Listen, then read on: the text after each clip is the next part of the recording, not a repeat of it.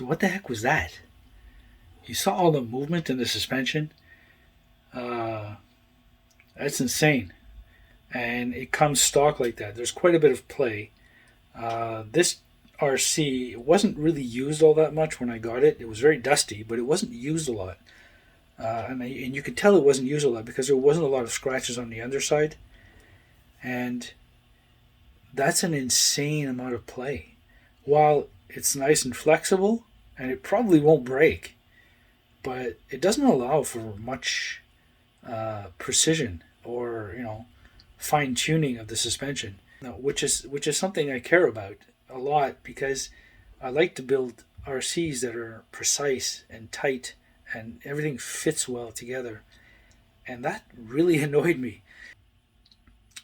So this is my solution. Keep watching.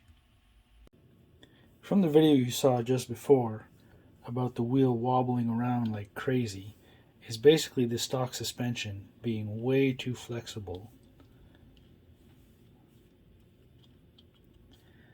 and too much play and so on and so forth. So I started working on a new suspension arms,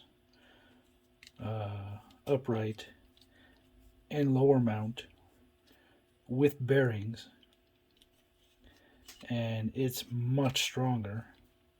Now these are printed parts on my printers here at home. I'm not sure how strong they're going to be, but I'm also going to be putting them up on Shapeways so that you could print them in like PA12, which is a nylon, and it's a lot lighter than the PETG, which I'm using now, and much stronger. The other thing I've done is I've noticed there was always a bit of play in this spring when the suspension was at its highest. So instead of the spring being straight like this, I put it on an angle like this. So you put it in and it still fits the same way, except it's got a little bit more tension here. And the lower arm is also made of one piece instead of the two pieces, because there was always some play in the part here that had your shock mounts.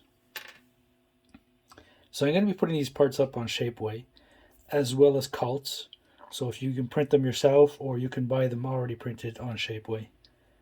So that's going to be a major improvement on this chassis, if you will. So here's the lower block. These are 6mm bearings. Oops, don't want to lose that. It's pretty small and easy to lose.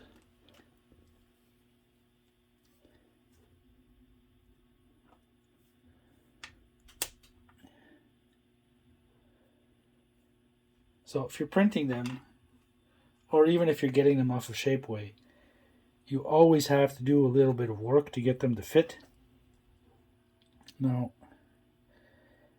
in general, the uprights will be using 6mm flanged bearings. So these will fit into here.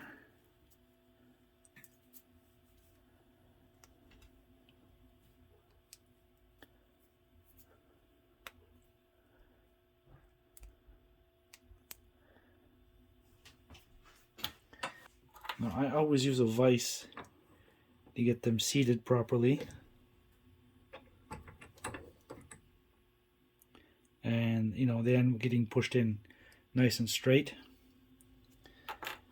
Same thing for the lower block. Although they look pretty well seated, I still do it.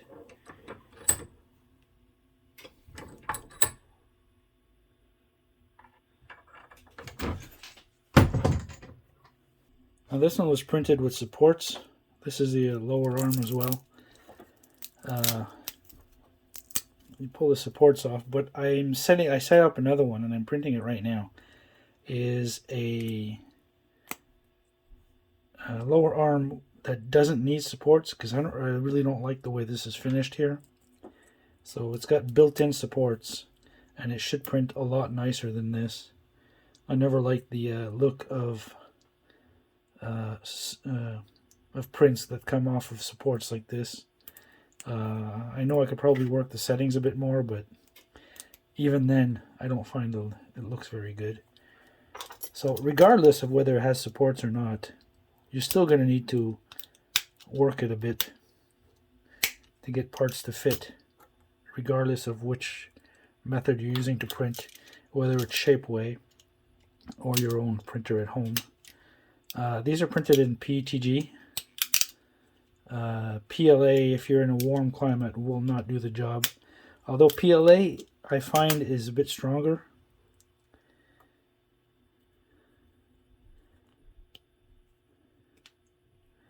Yeah, see, you still gotta trim it a little bit.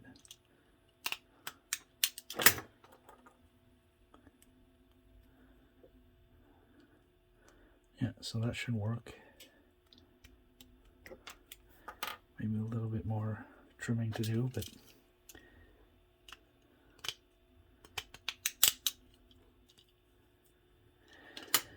and the same thing for the back side here. See, it's like just doesn't really fit in just yet, and that's because of all the crappy support material